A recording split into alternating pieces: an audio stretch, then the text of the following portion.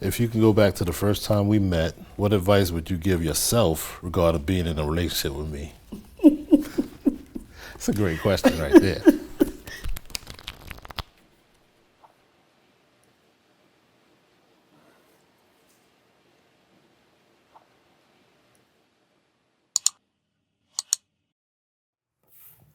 Why am I in your life? Because you were very aggressive with the Facebook messages and tagging me in a million posts. Yeah, that's my charm. Yeah, you did that for sure. But I was happy that you did. I liked the attention. Yeah. What are your 3 favorite memories that we share? 3 favorite memories that we share. I feel like one is probably our engagement because I goofed it so bad. Yes, you did.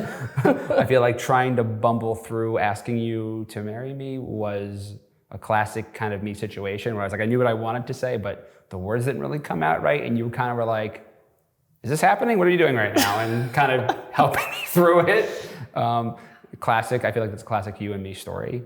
I feel like our wedding was a great sort of like memory that we share. I feel like even our friends to this day tell us how great our wedding was.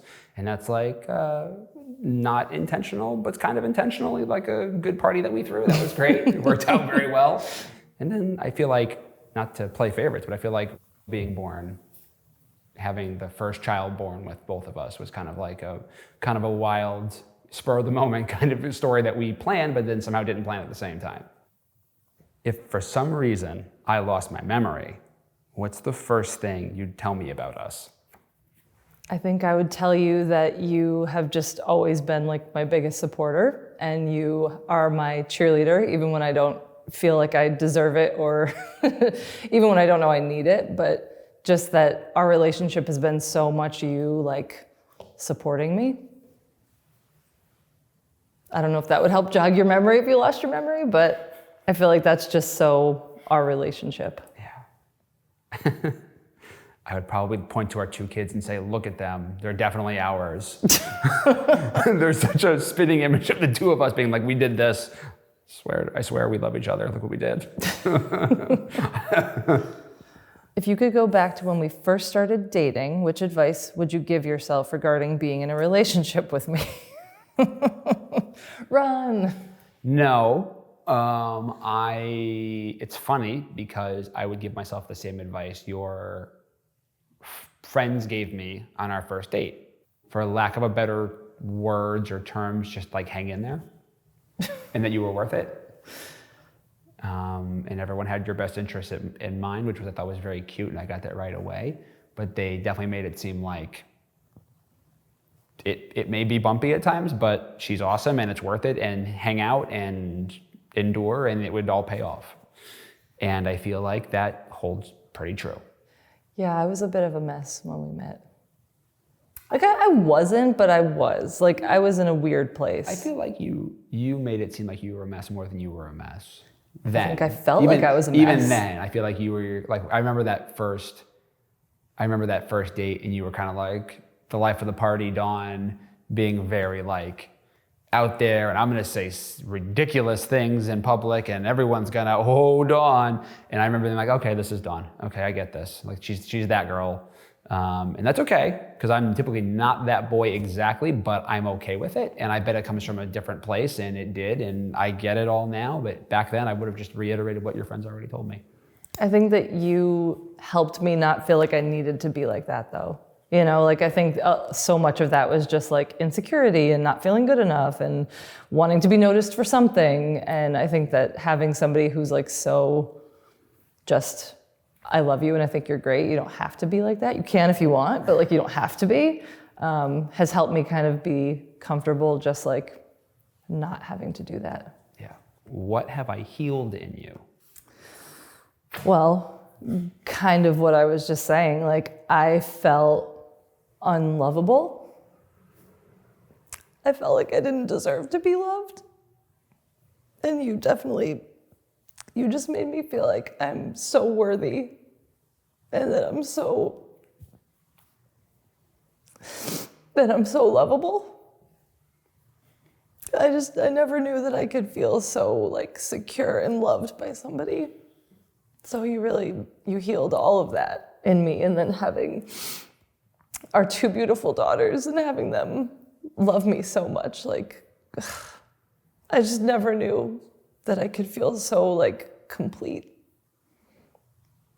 And it's so nice because I'm happy that it hit and it set in, because I could tell when we first met that that's kind of where you were coming from, and I wanted to make you feel comfortable and secure and like strong in who you were and loved and supported, because I knew early that you were just like awesome, and I wanted you just to like know that you were as awesome as I thought you were, and I just wanted you just to focus on the so many positives that you brought to the table and just who you were as a person, and you didn't have to worry about past experiences and things that like weren't really even your fault, but things that you ran into that were just like awful, and we're not there anymore, either of us individually. So it's nice that we're just so much better together.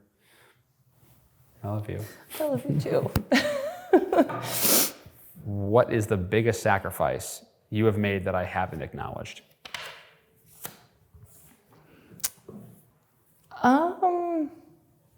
I mean, I feel like you have kind of acknowledged it, but I think like moving back to Connecticut is such a huge thing. You know, like my whole life, I thought I will live in New York City. I will never live anywhere else. I will never move back to Connecticut. But I think it was so organic, you know, that we both just knew that it was the right thing to do once we had, and the fact that our parents are here and our families are here, and it just made sense. But I think for me, it still feels like kind of the ultimate sacrifice of, you know, giving up that life of my dreams of, you know, being an actress and being a big shot attorney in Manhattan. And, you know, now I'm so much happier, but I still feel like I did definitely give up a decent amount. Yeah. And I agree that us coming back here was a big deal, probably the biggest deal. And I didn't think we'd be back here anytime soon. And I kind of had resigned myself to being fine with that. Well, you left Connecticut to move to New York to be with me, and that was huge. That was almost maybe bigger. I don't know about that, but it was very big. We both sacrificed for each other, and that's kind of how it works. We're good that way. Yeah. Well, I definitely never anticipated being with somebody like that was living in Connecticut and that didn't drink and, you know, that had kind of nothing in common with me, but I don't know. I think that's probably why we work. Yeah. So, all right. Wait, is it my turn or your turn? Go for it. Okay. How do you think my life would be different if we never met? I feel like you'd still be in New York, yucking it up, be in the center of everyone's life and the party and loving all that still.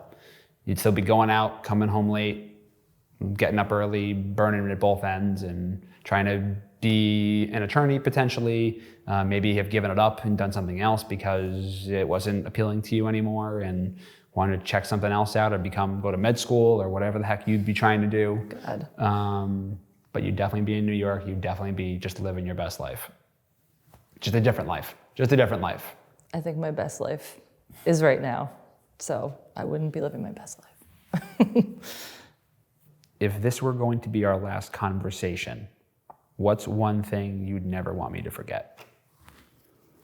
Oh, God. I'm just going to be weeping. I mean, just that, like, you are the most amazing person I've ever met, and your capacity for, like, love and patience and kindness and understanding is infinite, and you don't let a lot of people see that, but, like, you are just the most caring person ever, and you put me and the kids before everything in your life, and you know, we are so lucky to have you, and I just want you to know how much we appreciate you.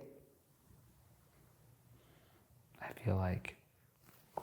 feel like I would struggle with the words like my proposal to you, and I would just cry and hug you and tell you that I loved you over and over again.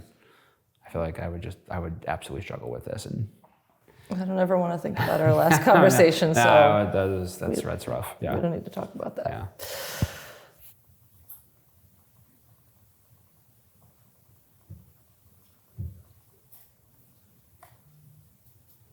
Hey guys, it's Melanie from The Skin Deep. Thank you so much for watching. I'm currently on the set of The End, and if you want to support our videos and help us make more, please check out our link on Patreon.